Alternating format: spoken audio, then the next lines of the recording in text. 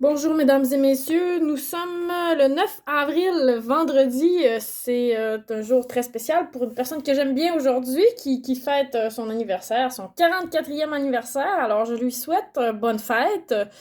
Euh, voilà. Dans un autre ordre d'idées, ce matin je vais vous parler d'un article de Isabelle Haché dans la presse. Mais avant de commencer cette chronique officiellement, j'aimerais l'introduire en disant que il y a 2 jours, j'ai été censurée par YouTube. J'ai senti que mes propos allaient certainement être le genre de propos qu'on allait censurer. Donc, j'ai publié mon vidéo sur un compte avec un nom X et une adresse courriel X que j'ai utilisé. Et au bout d'une demi-heure, 1 heure, j'avais 15 vues sur mon vidéo et j'avais un avis de censure. On m'a dit que c'était une question de copyright, de droit d'auteur. Alors, dans l'article, j'analysais un article de... Dans ma publication, j'analysais un article du quotidien Le Monde en ligne. Alors, je vais vous dire le titre de l'article exact. Bill Gates, la vaccination et le journal Le Monde. Il aurait financé la pandémie, planifié la vaccination. Ce que vous avez lu sur Bill Gates est-il vrai? Alors, c'est un article du journal Le Monde qui a été publié le 23 juin 2020, dans lequel, en fait, on essaie de départager les faits de la paranoïa, dans le fond, concernant Bill Gates. C'est un article qui est assez bien fait par l'équipe des décodeurs. Alors, les décodeurs, c'est l'équivalent des décrypteurs chez nous, donc en France. Et leur but, c'est ça, c'était de rétablir la vérité concernant le rôle de Bill Gates actuellement dans la gestion de la pandémie. Moi, mon but en tant que personne formée en communication, en éducation et en recherche, c'était de faire une critique de l'article. Pas une critique des politiques gouvernementales, pas une critique de la politique de vaccination, une critique de l'article. Alors, notamment, dans les compétences que l'État m'a conférées, je suis supposée être capable d'enseigner à des étudiants de secondaire 4 et 5 à développer un esprit critique par rapport aux médias. Alors, je pourrais prendre un article, par exemple, d'un journal qu'un conspirationniste m'a cité sur mon vlog l'autre fois. Comment ça s'appelle, donc? Bon, là, je me rappelle plus du titre du site. On m'a dit, va voir sur tel média, Quartier Libre, je pense. Quartier Libre. Va voir sur tel média, là, Carlo Brossa, il dit ça, ça, ça. Bon, là, c'est les 4-5 mêmes personnes qui parlent tout le temps. Bon, alors c'est évident que, tu sais, on voit la tangente conspirationniste derrière le média. Alors, il faudrait prendre l'article, le décortiquer, le critiquer. Mais il y a déjà des gens qui font ça. Alors, je ferais pas la job que Alexis Delancer, Nicolas de Rosas, Bouchera et l'autre personne font au décrypteur. Je ferais pas la job que les gens font au monde. Il y a déjà des gens qui font ce travail-là. De décrypter, de décoder, de rétablir, de démystifier les fausses nouvelles qu'on appelle aujourd'hui, ce qu'avant on appelait des rumeurs puis du téléphone arabe, aujourd'hui ça s'appelle fake news. Nathalie Petrovski, elle pense qu'elle n'est pas sûre que ça existait avant les fake news. Mais moi je lui confirme à Nathalie Petrovski que ça existait avant les fake news. Ça s'appelait des rumeurs. Pour certaines personnes, ça s'appelait des mensonges puis de la mauvaise foi, mais on va y aller avec des rumeurs. Déformation des faits. Alors, il y a plusieurs intentions aussi qui peuvent être derrière les fausses rumeurs. Ça peut être une erreur, ça peut être une méconnaissance, ou ça peut être délibérément une intention de manipuler les gens. Alors, selon que c'est une erreur, à mon avis, ou une intention délibérée, ou ça peut même être de la négligence aussi, négliger de vérifier certains faits, à mon avis, c'est plus ou moins pardonnable. Là, alors, une personne qui volontairement part des rumeurs dans le but de nuire, là, c'est une nuisance publique. Si la personne, au contraire, a les meilleures intentions du monde, mais oublie un fait ou se trompe dans une donnée, là, à ce moment-là, c'est différent. Quoi qu'il en soit, il y a des gens qui sont chargés de vérifier ce que les gens disent, et c'est ce que l'équipe du Monde a fait en disant, il est vrai de dire que Bill Gates contribue à raison de 25% au budget de l'OMS, mais il est faux de dire qu'il est propriétaire de l'OMS.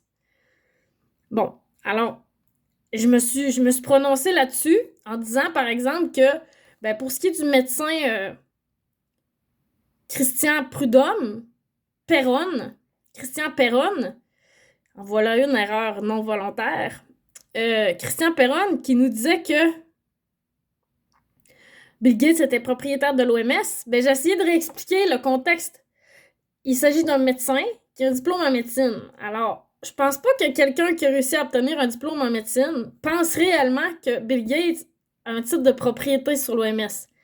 Il a utilisé propriétaire dans le sens métaphorique du terme, dans le sens, il contribue tellement financièrement à financer l'OMS que son influence est immense. Et comme son influence est immense, on peut dire qu'il est l'un des principaux décideurs de la stratégie vaccinale, la stratégie de gestion de crise de pandémie. Alors, je pense que un travail honnête et de bonne foi serait de rétablir le sens figuré, c'est-à-dire le sens implicite, et d'aider les gens à faire des inférences et à comprendre les subtilités dans l'information. Alors là, ce qu'on retrouve dans les journaux, c'est une série de désinformateurs, les médias, qui insultent les gens, comme le fait Patrick Lagacé depuis longtemps. Mais là, aujourd'hui, je vais lâcher Patrick Lagacé, Jean-Philippe et compagnie, le clan de Jean-Philippe. Mais c'est un hasard, soit dit en passant. Hein? Je veux dire, le fait que j'ai parlé plusieurs fois de Patrick Lagacé, ça, j'en ai parlé de mes biais, là. C'est écrit sur mon site. J'ai fait un préambule là-dessus hier encore, qui n'est pas publié, là, mais qui est là, sur mon vlog, concernant les biais. Alors, tu sais, toute personne a des biais, puis c'est important de déclarer ses biais, ses conflits d'intérêts. Mais ça reste que c'est un hasard que je me suis mis à lire du Patrick Lagacé puis à trouver qu'il était vraiment insultant. Comme là, ce matin, exactement de la même manière que je trouve Isabelle Haché carrément...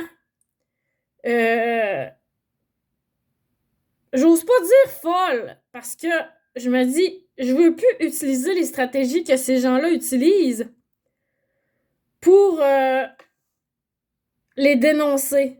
Parce que c'est un peu ce que j'ai fait avec Patrick Lagacé, tu sais, il nous a traité de cave, je l'ai traité de gros épais, va te faire foutre Lagacé. C'est un peu comme ça que j'ai procédé avec ces gens-là. Mais là, c'est sûr que ce matin, la personne qui nous traite de tarés, d'idiots, de ci, de ça, ça me donne pas envie d'être gentille et poli avec elle. Mais je la traiterai pas de crise de folle. Je serai pas comme Serge Anoncourt sur le plateau de Julie Snyder. Même si ça a l'air qu'aujourd'hui, un homme qui traite une femme de folle, ça risque de réussir à se ramasser une chronique dans une émission. Alors lui, Serge Anoncourt, il a traité 2 fois Julie Snyder de folle, mais malgré tout, il paraît que Julie lui a offert une chronique sur son émission.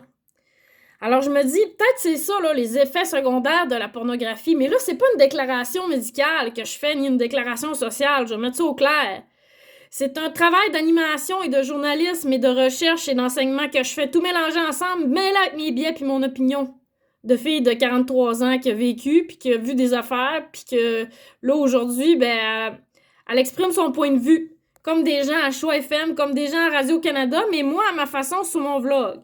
Mais, vu que je suis pas à Radio-Canada, puis que je suis pas à Choix FM, paraît que je peux pas dire ce que je veux. Je peux pas dire ce que je veux parce que c'est YouTube le boss. On va se le dire, là. Puis on peut comprendre aussi. Il y a des lignes de parti, il y a des lignes dans les journaux, il y a des lignes dans les médias. On sait qu'il y a des lignes. Alors là, excusez, parce que je recherche l'article. Je vais peser sur pause pour le trouver. Bon, parfois, il s'agit de se fermer la boîte puis d'arrêter de parler 30 secondes pour se rappeler. Je me rappelais plus du titre de l'article, puis là, ça m'est revenu immédiatement quand j'ai pesé sur pause. Son article ce matin qui s'appelle « Éco-Vidéo et nous ».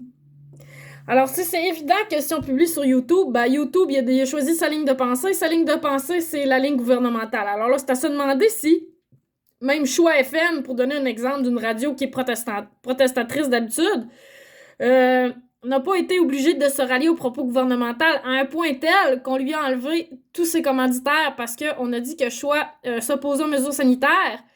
Là, on lui a coupé les vives. Alors, tous les donateurs, les commanditaires, les subventionnaires, les publicistes, tous les gens qui donnent de l'argent à Choix FM pour qu'ils fassent de la pub se sont retirés. Ça, c'était à l'automne passé. L'automne passé. Et donc, les pressions gouvernementales sont énormes, ce qui crée beaucoup de censure partout à travers le monde. Une censure que j'associais aux géants du web comme Facebook, YouTube, etc. Mais en fait, je me rends compte, puis je réalise de plus en plus, non, avant, je me disais, ben non, c'est Québec nous censure. Après, je me dis, ben non, c'est les États-Unis qui nous censurent. Puis là, j'en suis rendue à dire que non, c'est l'OMS qui nous censure. Alors, lorsqu'on regarde les choses en face, puis c'est écrit noir sur blanc dans l'avertissement que j'ai eu, ben, il est interdit de dire quelque chose qui est contraire à ce que l'OMS dit. Ça, c'est écrit noir sur blanc. C'est écrit noir sur blanc qu'il est interdit, en 2020, de dire quelque chose qui est contraire à ce que l'OMS dit. C'est écrit noir sur blanc. Alors, c'est l'OMS qui gère YouTube. Ça, c'est ce que j'ai appris hier, vraiment. C'est pas YouTube, c'est l'OMS. Alors, l'OMS, l'Organisation mondiale de la santé, une branche de l'ONU. Bon, alors là, après, c'est facile d'extrapoler sur les théories du complot qui concernent, par exemple, le nouvel ordre mondial. Dans le journal, là, je vais tout juste d'aller m'ouvrir une nouvelle page parce que sinon, je vais encore perdre mon article. Là, je vais arrêter de faire la même erreur tout le temps. Je vais m'ouvrir une nouvelle page. Je pense que c'est le nouvel ordre libéral international.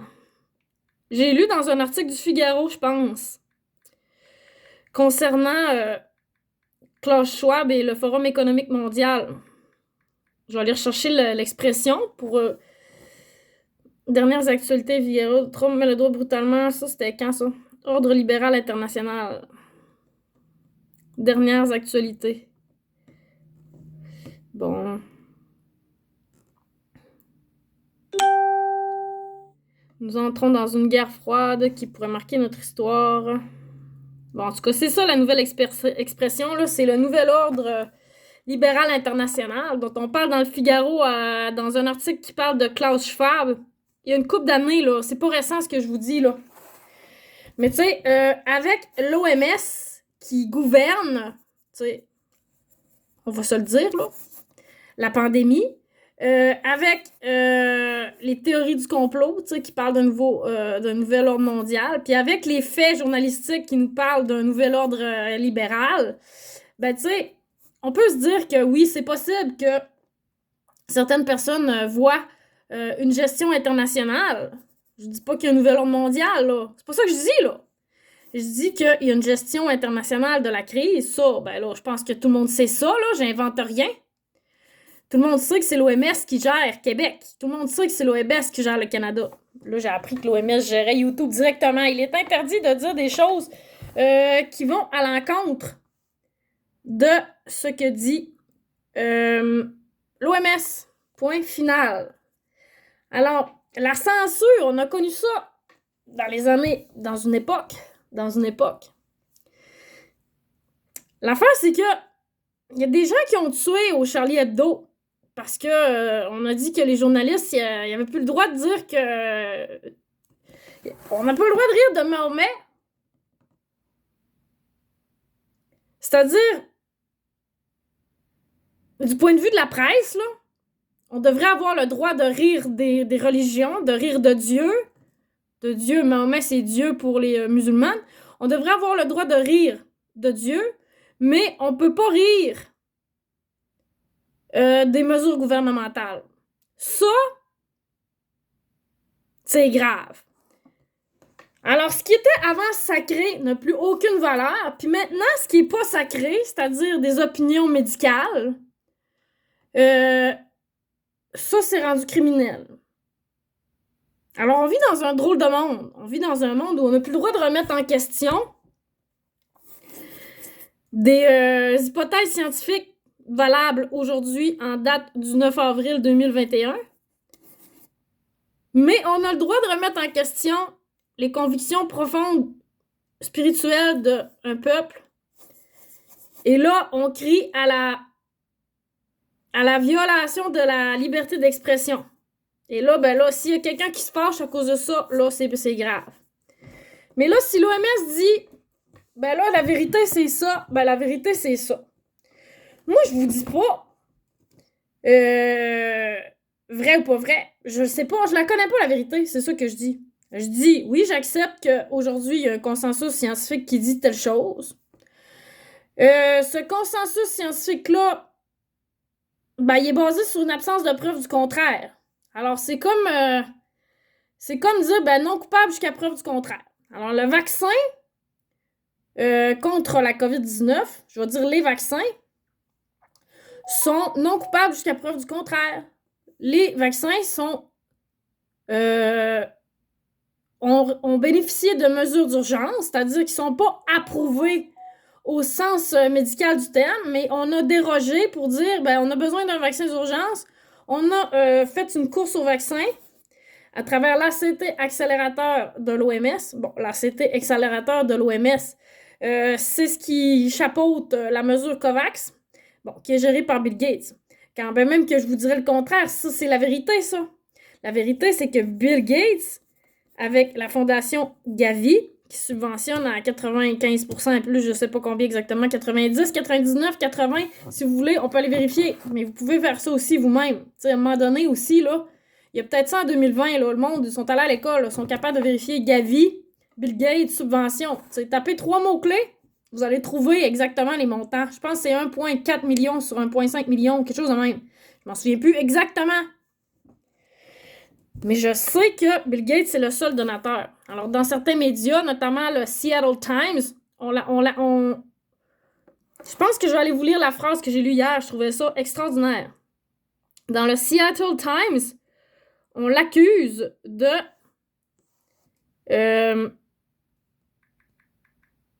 Seattle Times. Bill Gates. Encore des vieux articles, là. Je lis pas tout le temps...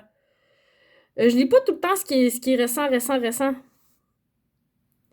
Bon, alors là, tu vois, Bill Gates déclare on doit se préparer à la prochaine pandémie comme on se prépare pour la guerre.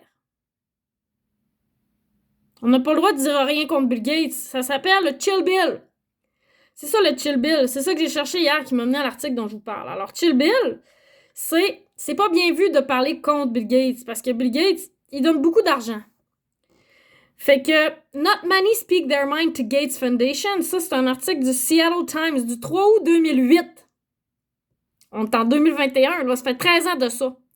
Alors, il y a 13 ans, une journaliste du Seattle Times, alors si je ne m'abuse, c'est là qu'il se trouve Bill Gates, concrètement parlant. Alors là, je trouve ça intéressant en termes de point de vue parce que on a le point de vue d'un journal qui est situé dans la ville même où se trouve Bill Gates. Alors, les gens qui sont au sein de la fondation, qui ça, ben là, ils sont proches de ces gens-là, physiquement. Bon, aujourd'hui, ça veut peut-être plus dire grand-chose pour bien des gens, mais pour moi, ça veut encore dire de quoi. The Gates Foundation says it wants to hear from its critics.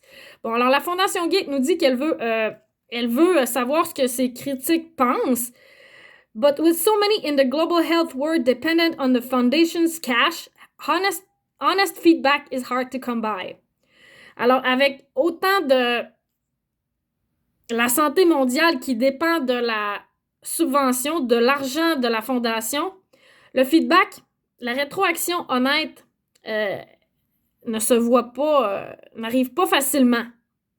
Alors, j'aime beaucoup l'article de Sandy Doughton qui nous parle de fake news. En 2008, pensez-y. Je vous lis juste le petit paragraphe de 4 lignes. 4 lignes comme ça, là, dans un journal. Pas 4 lignes à moi. 4 lignes d'une journaliste, Sandy Doughton, du Seattle Times. As with all good parodies, there's a grain of truth in fake news story on the web that says Bill Gates could face another antitrust investigation, this time for monopolistic charity practices. Alors, pour ceux qui ne sont pas bilingues, et désolé pour ceux qui le sont et qui n'ont pas besoin d'une traduction, ça m'énerve beaucoup de me faire traduire des choses très souvent. On dit, comme avec toutes les parodies, il y a un brin de vérité, il y a un fond de vérité. On dit ça des fois dans les jokes, il y a un fond de vérité. Mais là, ce qu'elle dit, c'est qu'il y a un fond de vérité dans les rumeurs sur le web, fake news, dans les fausses nouvelles sur le web. Il y a un brin de vérité. Alors là, c'est pas Marie-Hélène Maltais, illustre inconnue sur YouTube, qui dit ça, là. C'est Sandy Doughton, Seattle Times staff reporter. Elle dit, dans toute bonne parodie, il y a un fond de vérité. Ce qu'on dit, c'est une connaissance, ça fait partie de la culture populaire. Et là, elle dit que Bill Gates, il va avoir une enquête antitrust pour pratique charitable monopolistique. Pour avoir, dans le fond, introduit le monopole des pratiques charitables. Philanthropie monopolistique. Je sais pas c'est quoi l'adjectif en français, ni même s'il y en a un. Alors, je sais pas si vous réalisez qu'il y a 13 ans, il y a des gens, OK? Ça, c'est le phénomène qu'on appelle Bill Chill ou Chill Bill. Là, je ne retrouverai pas le terme, là. Bon, alors c'est ça le Chill Bill.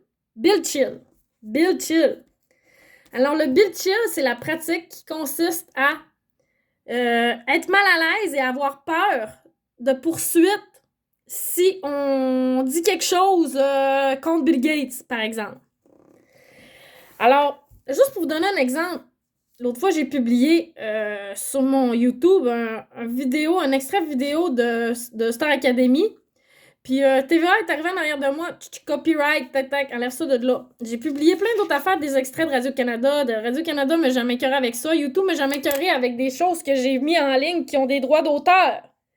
Mais TVA, ça a pris 1 heure. Puis on me disait, votre vidéo n'est plus accessible au Canada parce qu'il y a des droits d'auteur. Alors, TVA est assez gros, okay, pour dire, je peux fourrer tout le monde en leur mettant en onde une émission telle que Star Academy qui génère des millions de revenus, en vendant des magazines en lien avec ça, en invitant les invités dans mes émissions de nouvelles du matin. Alors, les participants à Star Academy, là, ils vont pas ailleurs qu'à Salut Bonjour, là. Ils vont à TVA. Et c'est dans les journaux de Québécois qu'on parle de Star Academy, dans le Journal de Québec, dans le Journal de Montréal. Alors ça, c'est la concentration de la presse. Concentration qui consiste à parler de la même chose dans la presse écrite, dans la radio, dans la télé. Donc, Québécois, lui, il a le droit de faire ça. Il a le droit là, de nous envahir de sa nouvelle. C'est pas de la propagande, ça. Ça, c'est de la vraie nouvelle. Mais quand on veut y rendre service en disant hey, « Moi, je trouve que William, il chante vraiment bien. C'est le meilleur. Je vais vous montrer à quel point il est bon. Je vous mets un extrait avec Mario Pelcha. Tabarnouche qui chante ce flow-là. » TVA, il dit « T'as pas le droit de publier mes affaires. C'est du copyright. Ça m'appartient. » OK, ouais, mais les journalistes, ils citent de tout temps les autres journalistes. Puis les gens, ils citent ce qui se passe à TV puis ils en parlent. C'est correct. J'en mettrai plus en ligne de vidéo. Je peux vous dire que Lara Fabian, elle a dit à William sur sa performance de SOS d'un terrien en détresse la semaine passée avec Bruno Pelletier, oui, que ça méritait un 10 sur 10, que la technique était parfaite autant que l'émotion, puis c'est vrai, il est parfait ce petit gars-là. Alors d'ailleurs, petite parenthèse, je comprends pas pourquoi ils ont mis en danger les 4 qui sont en danger cette semaine. C'est les 4 meilleurs qui ont mis en danger. À mon avis, les 3 qui sont pas mis en danger sont ceux qui devraient s'en aller. Jacob, Guillaume et Queenie sont les 3, à mon avis, moins bons que Lounou, William et je me rappelle plus le nom des 2 autres qui sont là. Je connais Star Academy, mais pas à ce point-là. Là. Mais je sais que les 4 qui sont là, Maëva, elle était 40, Maëva. Alors moi, je sais que Guillaume puis Queenie ou Guillaume puis Jacob, mais là, ça veut dire, je sais pas s'il y a un choix éditorial là-dedans, mais je me dis, c'est sûr que William va rester quasiment, à moins qu'il se plante vraiment dans sa toune, puis que je sais pas quoi, mais il y a 2 chances sur 4 de rester. Si c'est pas le public qui le sauve, les profs vont le sauver. Alors je me demande si c'est pas une stratégie de la part des profs de dire, on va mettre William en danger tout de suite. Comme ça, on va être sûr qu'il va rester 2 meilleurs que les 3 autres qui sont là pour gagner. Moi, je pensais de même ça marche. Pour de vrai, mon hypothèse, c'est ça. C'est que sur les 4 qui restent, les 2 qui vont rester sont meilleurs que les 3 qui sont là, à mon avis. Mais bon, c'est peut-être juste une coïncidence. Hein? Alors ça, c'est important aussi dans les questions de conspiration. Parce qu'on peut prêter à TVA des complots. Des complots. Comme par exemple de retirer de l'information sur des mauvaises prestations, comme c'était arrivé l'année passée avec Geneviève Jaudoin, qui avait mal chanté sa tune d'Adèle, puis on avait dit « Oh non, on mettra pas ça sur Facebook, on mettra pas ça sur le web. » Alors, c'était pas disponible. Donc, tu sais, on pourrait prêter des intentions conspirationnistes à une grosse boîte comme Québécois. Pourquoi je parle de Québécois? Ben, je sais que ça n'a aucune mesure avec le fait que Bill Gates est un des hommes les plus riches au monde, là. Mais il reste que faut quand même comprendre la dynamique, tu sais, le fait d'avoir autant d'argent, confère énormément de pouvoir. Bill Chill, il n'y a pas de médias. Mais là, il y a des implications dans des médias financièrement. Dans le Guardian, qui est un des quotidiens internationaux les plus importants, puis dans le Monde Afrique, entre autres. Alors, tu sais, je dis pas c'est bon, c'est pas bon. Hier, je voulais écrire un article, justement, ça se serait appelé « Des fois, je pense à Bill ». Des fois, je pense à Bill. Des fois, je me dis, tu sais, Bill Gates, là, il se dit peut-être, si tout le monde meurt parce que j'ai pas donné de l'argent, tu sais, si tout le monde, si les Africains meurent parce que j'ai rien fait pour eux, tu sais, avec tout mon argent, qu'est-ce qui va arriver? Alors, tu sais, peut-être que Bill Gates est animé des meilleures intentions au monde, là, tu sais, peut-être ce gars-là, il se dit, moi, j'ai fait la pièce, là, pis tu sais, dans le fond, tout ce que je peux faire, c'est donner. Ben, c'est peut-être pas pour rien que c'est moi qui ai eu tout cet argent-là, je veux dire, j'ai fait le million, je pensais peut-être pas d'en faire autant d'argent dans ma vie, mais j'en ai fait autant. Puis là, ben, faut que j'en redonne. Je vais aider le monde. Alors, tu sais, peut-être qu'ils sont imputables de ce qui se passe à cause qu'il y a de l'argent. Contrairement à plein d'autres personnes qui se sentent pas imputables. Fait que là, c'est sûr qu'on critique Bill Gates parce que c'est lui qui est impliqué. S'il était pas impliqué, ben, on dirait rien. Alors, tu sais, il y a plusieurs façons de voir les choses. C'est ça que je veux dire. On peut dire que Trump, c'était l'antéchrist puis que Bill Gates, c'est le sauveur de l'humanité, là, tu sais. On le sait pas, la vérité. C'est ça que je veux dire. Moi, je suis pas une personne qui est là pour dire Bill Gates, c'est un méchant, pis ça. Non. Moi, je suis là, comme le journal Le Monde le fait, pour dire Bill Gates, il a subventionné à raison de tant de millions. Il est impliqué à telle place, puis il y a du monde qui trouve ça louche, il y a du monde qui pense que ça génère des conflits d'intérêts, il y a du monde qui dit que ça génère... bon. Après ça, il y a du monde qui part des rumeurs avec ça. Le téléphone arabe, c'est... Bill Gates donne 90% de son argent à Gavi, qui, elle, est responsable. C'est l'unique gestionnaire Gavi, l'Alliance pour le vaccin, financée à 90% et plus par Bill Gates, de la campagne de vaccination qui fait partie de l'ACT Accélérateur, dont le but, c'est d'accélérer, c'est la course, là, l'accès au diagnostic, au traitement et au vaccin pour la COVID-19, ainsi que au suivi. Alors là, c'est très important aussi de comprendre qu'il y a un discours. Il y a un discours qui est de préparer les gens aux futures pandémies. Alors ça, c'est nouveau, ça. Ça n'existait pas avant. C'est un discours médiatique qui est alimenté par Bill Gates. On va se le dire, là. C'est écrit noir sur blanc. C'est Bill Gates. Alors, c'est ça que je vous dis. Ça, c'est des faits. Moi, je dis rien. Je dis pas que c'est bon ou c'est pas bon. C'est pas ma responsabilité. Ma responsabilité, c'est de dire Bill Gates, il nous dit que faut se préparer aux prochaines pandémies comme pour la guerre. Alors, je sais pas si vous réalisez la force de communication de ce message-là, mais c'est assez grave et sérieux de comparer les futures pandémies à la guerre. Hein? Alors, c'est une comparaison au niveau des figures de style. On sait que c'est pas vraiment du style, mais c'est un procédé logique quand même. On associe les futures pandémies à la guerre. Alors, on sait que la guerre, c'est probablement la pire chose au monde à vivre. Et là, on dit qu'il faut se préparer à ça. Bon, alors là, après, qu'est-ce qui vient? Il faut se préparer comment? En s'assurant qu'il n'y a plus de virus qui se transmettent. Comment on fait ça? Par le traçage des contacts. Alors ça, c'est la mesure préférée de l'OMS. Alors, dans l'ACT Accélérateur, j'en ai parlé plusieurs fois. 1 diagnostic, 2 traitements, 3 vaccins, 4 suivi. Suivi égale traçage. Traçage égale technologie. On se le cachera pas. Bon. Après, j'ai pas approfondi cet aspect-là, mais à la gang, on pourrait le faire, ou des gens pourraient le faire, ou des gens pourraient m'informer s'ils étaient smart. Au lieu de me dire, C'est pas vrai ce que tu dis. Ben, j'ai pas rien dit de pas vrai. J'ai rien dit pantoute. Je dis rien. Je dis juste, j'ai des questions. Je suis une enseignante. Je suis une journaliste. Je suis une chercheure qui a pas de diplôme en recherche, mais j'ai eu une bourse de 25 000 $ pour faire de la recherche. Je l'ai fini, ma recherche. Bon, j'ai pas fait ma rédaction, puis les gens, ils savent pourquoi. S'ils ont regardé mon blog, j'en parle à plusieurs reprises. Alors, pourquoi je me pose des questions? Ben, parce que Bill Gates, lui, il est dans Microsoft, hein? C'est lui le fondateur de Microsoft Office et compagnie. Ben, je trouve ça bien pratique, Microsoft Office, mais avant, ça n'existait pas, puis on vivait pareil, là. Tu sais, alors ma vie ne dépend pas de Microsoft Office en réalité. On s'entend là-dessus? Bon. Alors, est-ce que Bill Gates, là, c'est la question ultime que les gens sont en droit de se poser. Les gens sont en droit de se demander, est-ce que Bill Gates, il fait ça pour aider le monde, ou est-ce que Bill Gates, il fait ça parce qu'il veut développer une technologie de traçage? Est-ce qu'il est intéressé dans le développement des technologies de traçage numérique? Puis est-ce que le traçage numérique peut aller jusqu'aussi loin que mettre des puces sous-cutanées aux gens? Ben, il y en a des articles qui disent que ça se fait, qu'il y a des expériences. J'ai lu ça il y a des années, bien avant la vaccination, qu'on avait fait ça en Grande-Bretagne chez une population de jeunes. Ça avait été en cours.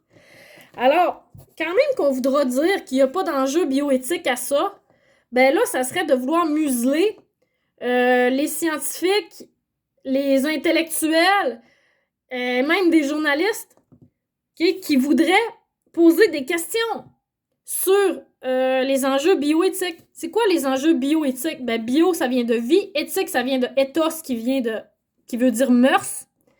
Alors, c'est des questions sur la vie, en lien avec les mœurs, en lien avec la morale, en lien avec est-ce que c'est bien ou mal de tracer les gens? Jusqu'où ça peut aller? Est-ce qu'il peut pas y avoir des dérives? Est-ce qu'il faut pas faire attention? Alors, c'est pour ça qu'on engage des comités éthiques dans des entreprises ou peu importe. Alors, il existe un phénomène qui est nommé depuis 2008 et peut-être avant, je ne sais pas quand. J'ai pas fait une recherche approfondie, mais cet article-là du Seattle Times me confirme que déjà, ça existe minimum depuis 2008, le Bill Chill. Le Bill Chill qui est la peur de dire ce qu'on pense de Bill Gates parce qu'il donne tellement d'argent au monde entier qu'on n'ose pas y dire. Bon, alors moi, j'y vais d'une comparaison. J'ai utilisé cette comparaison-là dans une autre publication qui n'est pas encore en ligne, dans laquelle je raconte justement mon expérience en lien avec ça. Moi, je suis dans la rue, j'ai pas d'argent. Quelqu'un me donne 3000 $ pour passer l'hiver. Ben, d'un côté, je me dis, si cette personne-là n'avait pas été là, je peux avoir la propension à penser que je serais morte sans cette personne-là. Mais je peux aussi me dire que cette personne-là m'a tuée en me donnant plein d'argent, puis en m'handicapant, puis en faisant en sorte que là, je dépends d'elle, puis en faisant en sorte qu'elle me rabaissait, puis que j'ai vécu plein de difficultés à cause de cet argent-là. J'ai vécu des choses graves qui vont peut-être m'handicaper pour le reste de mes jours. Alors, là, est-ce que parce que cette personne-là qui me donne 3000 $ puis qui m'a créé des problèmes, est-ce que je vais être obligée de dire tout ce qu'elle dit, faire tout ce qu'elle fait, être d'accord avec elle? Si elle dit, ben, moi, je prendrais des pilules, je prendrais l'aide sociale. Ben, c'est parce que moi, ça fait 10 ans que je te dis que c'est la dernière chose que je veux faire, c'est que c'est ça. Là, tu me donnes 3000, tu me dis, ben, je te donne 3000, mais prends des pilules, mets-toi sur le BS. Alors, est-ce que ton argent m'a tué ou est-ce que ton argent m'a sauvé la vie? Alors, c'est un parallèle que je fais. Comparaison, parallèle. En me dire, ben, est-ce que Bill Gates, parce qu'il donne de l'argent, c'est un héros? Ou est-ce que Bill Gates, parce qu'il donne de l'argent, c'est un démon? Ou est-ce que la vérité est pas quelque part entre les deux? Puis là, c'est à chacun à se faire sa version. Moi, je l'ai dit, je leur dis encore. Ça, c'est quelque chose qui est pas scientifique. C'est quelque chose qui est intuitif. Mais moi, comment j'analyse la pandémie? Là, j'en ai pour 2 feuilles que je voulais partager hier. J'ai pas encore fait ça. Alors, je l'ai dit. Si, mettons, là, il y a 25% des gens qui croient à les théories du complot, OK? C'est ce qu'on disait l'été passé, là, je sais plus c'est quoi, là, le pourcentage, OK? Bon, alors, s'il y a 25% des gens qui croient, excusez, je suis tout le temps en mode selfie, fait qu'on voit pas bien. Là, c'est un axe, là. Tu sais, si à l'extrême, il y a 25% des gens qui croient aux théories du complot, c'est je me dis, ben, il y a peut-être 25% des chances que ce soit vrai. Il y a peut-être 25% de ça qui est un complot. Tu sais, alors, moi, c'est une méthode non scientifique que je prends pour me donner un aperçu. Tu sais, je me dis, ben, si une personne sur 4 qui pense que c'est un complot, c'est peut-être parce que il y a un quart de ça qui est un complot. C'est peut-être parce qu'il y a un quart de chance de ça que ce soit un complot. Tu sais, je veux dire, les gens sont pas si nuls que ça. Il y a pas juste des crétins édentés dans les mouvements conspirationnistes puis dans les mouvements de protestation. Et c'est là que je vais en venir après mon introduction de 30 minutes. Puis là, je vais pas mettre l'article en ligne parce que je veux pas avoir des accusations de violation de droits d'auteur. Mais avec ce que j'ai dit déjà, c'est le genre de propos que j'ai tenu dans l'analyse de l'article dont je vous parle, là, ce que vous avez lu sur Bill Gates, c'est-il vrai? Je vais résumer ça de même parce que c'est long le titre, là. Déjà là, ben, je suis susceptible de me faire censurer à cause de ça. Alors, là, ben, Isabelle Haché, ce matin, nous écrit le même genre d'article que Patrick Lagacé dans le même genre de journal, parce qu'il s'agit du même journal, précisément La Presse. L'éco-vidéo et nous. Patrick Lagacé, en septembre dernier, avait écrit un article qui s'appelle Le masque et nous. Bon, l'éco-vidéo et nous, c'est un titre méprisant, déjà en partant. Alors, comment dire que c'est méprisant? Il y a ces gens-là et il y a nous. Les co-vidéos, qu'on les appelle, et nous. Les imbéciles et nous. Les imbéciles du COVID et nous. Alors, je l'ai dit et je le redis, quand Isabelle Haché parle des co-vidéos et nous, ben plus ça va, moi j'ai tendance à vouloir prendre le parti des plus faibles et des opprimés. Je m'identifie à ce groupe-là, alors là, j'ai décidé que j'étais dans les co-vidéos aujourd'hui. Aujourd'hui, je suis dans les co-vidéos.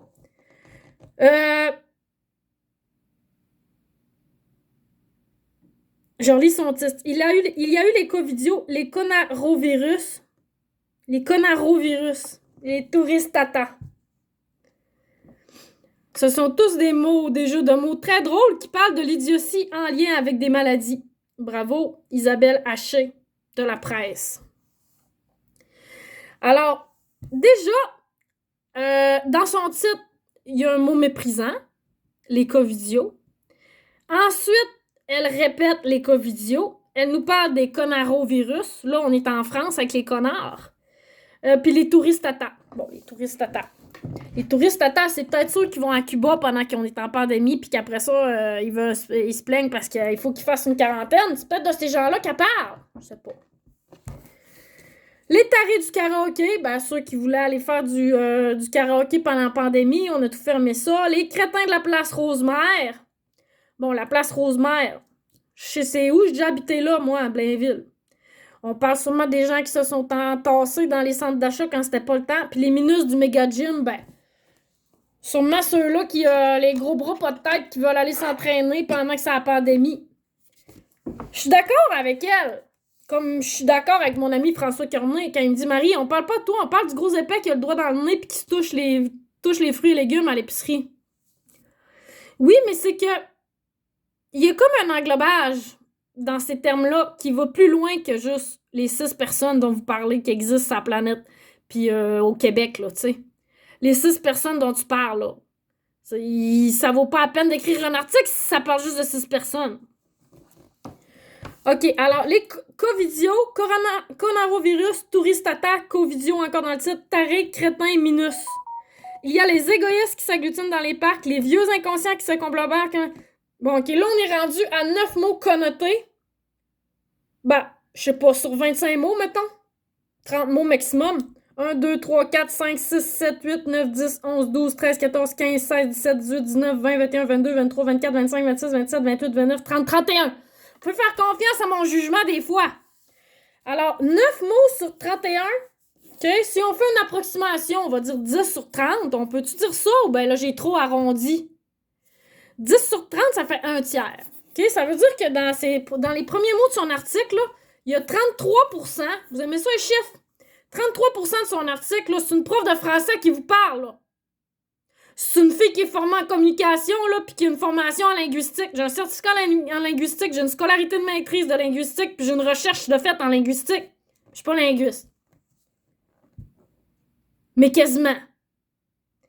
Alors, 33% de son texte est connoté négativement en partant. Alors, ce qu'on fait, on frappe sur ta tête, on dit que t'es un Christ de cave. C'est ça qui est dit, là, on va se le dire. T'es un asti de gros cave. C'est ça qu'elle dit. Elle, Isabelle Haché, elle a le droit, avec ses amis de la presse, de traiter 25% du Québec et plus. On va dire entre 25 et 50% parce que là, elle va donner des chiffres qu'il y a une personne sur deux qui n'en parle pas de sa maladie du coronavirus, puis une personne sur deux qui ne va pas se faire tester. Et dans les chiffres, j'ai lu des enquêtes sur le taux de létalité de la COVID-19 parce que je m'intéresse à ça, moi. Parce que pour en faire une maladie telle qu'on traite la moitié du Québec d'idiots, 25% de la population d'idiots, faut qu'on dise que cette maladie-là, c'est assez dangereux qu'on va tuer du monde s'ils font pas attention. Alors là, on nous dit, le taux de létalité, ça dépend de... Il y a deux façons de calculer le taux de létalité. Le taux de létalité versus le taux de mortalité. Bon, là, j'ai expliqué ça, là. Taux de létalité à 40 minutes. Taux de létalité, taux de mortalité. Taux de mortalité, ça se calcule sur la population globale. Alors, il y a un habitant sur 1000, mettons, qui meurt de la COVID-19. OK. Le taux de létalité, ça se calcule sur le nombre de cas de malades. Il y a un malade sur 1000 qui meurt. Admettons, je dis des chiffres de même, là. C'est pas des vrais chiffres, là. OK? C'est juste pour expliquer le concept.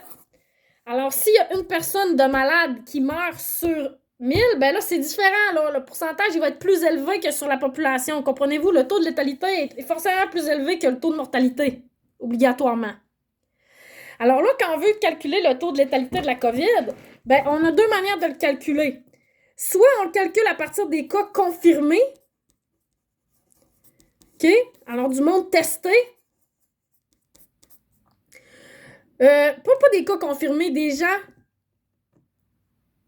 Bon, là, je suis en train de vous dire n'importe quoi. Je vais être obligée d'aller lire dans France-Ouest parce que là, encore que j'ai pas une mémoire infaillible puis je suis pas préparée à France-Ouest, taux de létalité. Alors, j'ai trouvé ça dans ce magazine-là, là. Je cite mes sources. Je peux pas... Tu sais... Je me fais dire toutes sortes d'affaires, mais... il n'y a pas de... Bon. Le taux de létalité apparent, qu'on appelle, en anglais, ils appellent ça le Case Facility Rate, CFR. C'est le rapport entre le nombre de décès imputés et le nombre de cas confirmés. Bon, c'est ça que je vous disais. OK, le rapport entre... le pourcentage entre le nombre de malades puis le nombre de cas confirmés. Ça veut dire qu'admettons qu'il y a 10 personnes qui ont été confirmées malades, il y en a une qui décède, ça donne un taux de 10%. Une personne sur 10, 10%. Je donne un exemple. C'est des exemples. N'importe quelle maladie, toute catégorie confondue. La seconde manière se nomme taux de létalité réel ou Infection Facility Rate en anglais. On fait là le rapport entre le nombre de morts et le nombre de personnes qui ont été infectées. Bon, alors, c'est pas les seuls cas testés, mais c'est les cas réels. Comprenez-vous? Alors, là, plus loin dans l'article, on va dire qu'il y a probablement une personne sur deux qui a le virus. On dit que le taux, dans le fond, de cas, il représente 2 fois plus que de cas qui ont été testés. Alors, si on a testé 50 personnes, si on a testé, mettons, 50 personnes, puis il y en a 10 qui sont malades, en réalité, il y en a 20 qui sont malades. C'est ça, le nombre de cas réels estimés, parce que dans le fond, le vrai cas réel, on l'aura jamais. Fait que le Case Facility Rate, le nombre de cas confirmés, ça nous donnerait un taux vraiment plus haut que le Infection Facility Rate, le cas réel. Parce qu'en apparence, si j'ai testé 10 personnes, puis qu'il y en a une qui est malade, j'ai un taux de 10%. Mais si j'ai une personne malade sur 10, mais qu'en réalité, j'ai 2 fois plus de cas, c'est-à-dire 20, là, je compte mal mon affaire. Mais en tout cas, vous avez compris ce que je veux dire, là, parce que là, je réfléchis à haute voix, puis je fais ça tout à mesure, là. Bon, alors... des fois, j'ai oublié ce que j'ai dit avant. Mais vous comprenez ce que je veux dire? Case Facility Rate versus Infection Facility Rate. OK? C'est deux façons de calculer le taux de létalité. Alors, hier, j'ai lu une recherche qui prend en compte justement ce fameux 50%-là de plus, tu sais, 2 fois plus de monde. Alors, on dit que, en gros, ça comparait le taux de létalité du coronavirus au Canada puis aux États-Unis. Puis on dit que, mettons, il est entre 1 et 2%. OK? C'est ça les chiffres. Considérant que si j'ai testé 50 000 personnes puis qu'il y a 1000 cas, en réalité, il y a 2000 cas dans la population, puis que s'il y a 2 décès, ben là, ça fait 2 divisé par 2000. Okay? C'est le même qui calcule ça dans l'étude que j'ai lue. J'en ai pas lu 500 000, j'en ai lu une. Okay? Dans PubMed. Donc, je me rappelle plus du titre, mais je pourrais mettre la référence, la retrouver, parce qu'il y a des affaires sur ce téléphone-là, puis il y a des affaires sur ce téléphone-là. Alors, je peux pas vous donner la référence, puis là, ça va être trop long à retrouver. Mais le taux de létalité, mettons qu'il est entre 1 et 2% pour la COVID-19, c'est quand même beaucoup. Mais comprenez-vous que, tu sais, là, moi, je suis là-dedans, là. Genre, comparé, tu sais, ça, je veux pas faire ma propagande, mais, tu sais, ça, si j'avais des sous un peu, ben, c'est le genre de recherche que je pourrais faire. Tu sais, je pourrais me pencher là-dessus pour de vrai, sérieusement, puis dire, ben, c'est quoi le taux de létalité de la COVID-19 par rapport à toutes les autres maladies? Il faudrait que je fasse une liste puis que je calcule comment ça a été calculé puis dans les différences par pays parce que, tu sais, le nombre de cas confirmés au Québec versus le nombre de cas réels est différent du nombre de cas confirmés en Chine puis du nombre de cas confirmés en Afrique du Sud. Tu sais, alors, dépendamment du degré d'industrialisation, à mon avis, puis du nombre de personnes dans la population, puis des soins de service, leur développement, et tout ça, du degré de développement du pays, ben, on sait pas, là, tu sais, combien ça fait de morts réellement. Fait que c'est pour ça que je dis, déjà là, de dire qu'on a 2 fois plus de cas en réalité que ce qu'on a testé, ben, c'est encore une approximation. Fait qu'on n'a pas le taux de létalité réel. On n'a pas le taux de létalité réel. Mais mettons qu'il est 1,5, 1,7, quelque chose pour cent. Bon, en 1 et 2%. De personnes qui sont malades, qui meurent. Mais là, c'est pas le taux de mortalité, là. Le taux de mortalité, ben là, faut aller le voir. Mais ce que je veux dire, c'est que est-ce que ce taux de mortalité et ce taux de létalité, okay, en relation avec d'autres pandémies qu'on a connues, d'autres virus, tels que la grippe, okay, on n'a jamais traité les gens de tarés, d'idiots, parce qu'ils faisaient pas attention pour pogner la grippe, mais on pogne la grippe de la même manière qu'on pogne la COVID depuis que le monde est monde, là. J'exagère. Mais depuis toujours qu'on est à risque de pogner la grippe si on va à la bibliothèque municipale puis qu'on taponne notre clavier que l'autre il a taponné avant sur lequel il a attumé, là. C'était ça l'année passée, puis l'autre année d'avant, là. On pouvait en mourir de la grippe aussi. Les personnes âgées pouvaient mourir de la grippe. Mais Isabelle Haché, elle avait pas le droit de traiter la totalité du monde d'imbéciles à cause de ça. Est-ce qu'elle avait le droit, Isabelle Haché, de dire que le monde, v'là 3 ans, il était pas débile, mais là, c'est rendu des tarés, crétins, minus, covidio, coronavirus, touristata et égoïstes, inconscients. Bon, et là, j'ai pas terminé, là, j'ai juste terminé les 31 premiers mots, incluant les articles. Les articles déterminants, on parle de déterminants définis ici. Encore pire. Bon, alors sur les 30 premiers mots de son article, ben il y en a 10, OK? Il y en a 10 qui nous disent que les gens sont des imbéciles. Une fois qu'on a bien établi ça, que les gens sont des imbéciles, là, ben là, on dit les anti-masques. Alors, comprenez-vous comment on construit un texte? C'est ça mon rôle, moi. C'est ça que j'ai étudié dans la vie. Les langues, le texte, comprendre ce que les gens me disent. Moi, ma force dans la vie, c'est ça. Comprendre ce que les gens me disent, puis me rendre compte quand je comprends pas ce que les gens me disent. Parce que des fois, je comprends pas. Des fois, Alexandra, en rayon code, elle parle à la TV, là. Puis je comprends pas ce qu'elle dit. Je comprends pas. Fait que là, ben, j'écris des phrases qu'elle dit, puis je me dis, OK, c'est quoi ce mot-là, ça veut dire? C'est quoi cette affaire-là? Pourquoi qu'elle dit ça? Puis il y a des affaires que je me heurte à ma limite. Ça arrive rarement dans la vie, je vais vous le dire, là. Ça arrive rarement dans la vie que j'arrive à une limite puis que je me dis, oh my God, c'est 10 ans de recherche si je veux comprendre ça puis me faire une opinion là-dessus. Comprenez-vous? Je suis capable d'évaluer le nombre de temps que ça va me prendre pour connaître assez la génétique pour être capable de dire, ben, est-ce que le vaccin ARN messager, il y a des chances dans la vie d'écrire dans le noyau? Là, le consensus scientifique qui me dit non. Ben, qu'est-ce que vous pensez? Je suis pas Jésus. Je me dis, ben, c'est ça le consensus scientifique. À mon avis, ben, ce qu'on sait en ce moment, c'est que l'ARN, il peut pas écrire dans le noyau. Ben, je dirais pas le contraire de ces gens-là. Je dirais pas le contraire de ces gens-là. Je suis pas assez débile pour inventer des affaires qui sont pas vraies. Je dirais pas que l'ARN messager va réécrire dans le noyau.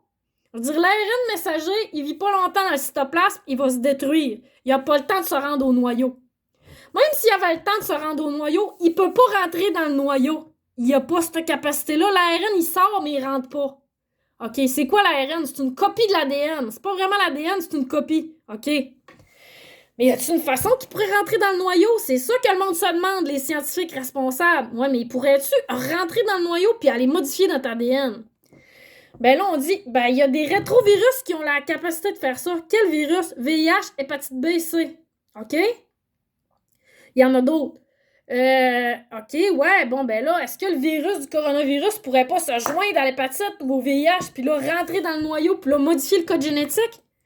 Ben là, moi, ce que j'ai appris du quotidien Le Monde dans leur reportage vidéo, qui est très bien fait, très pédagogique, limpide, que je critique et résume sur mon vlog, nous dit que non, c'est pas possible parce que le mâle puis la femelle, ils rentrent pas dedans la connexion. C'est pas la même affaire. Avez-vous déjà essayé de plugger votre séchoir en France? Moi, je suis déjà allée en France. Si t'as pas un adaptateur, tu peux pas plugger ton séchoir en France. Parce que les prises de courant, là, ils marchent pas comme chez nous. C'est ça qui explique dans le monde, OK? Le monde. Bon, alors, ça connecte pas le rétrovirus avec le virus du coronavirus. Ça marche pas. Fait qu'il peut pas rentrer dans le noyau parce qu'il y a pas la bonne prise. Là, je me dis, ben, par extrapolation scientifique et imaginaire, on pourrait-tu se demander, y a-tu moyen qu'il s'adapte? Un adaptateur, il peut-tu trouver ça dans le noyau? Bon, moi, je suis rendue là dans mon questionnement. On n'a pas de réponse à ça. Peut-être qu'un scientifique qui va m'entendre et qui va dire, non, Marie-Hélène, cela n'est pas possible, car, blablabla. Bon, ben, répondez aux questions du monde, puis arrêtez de leur dire qu'ils font de la désinformation médicale quand ils posent des questions. Parce que ça, c'est de la dictature.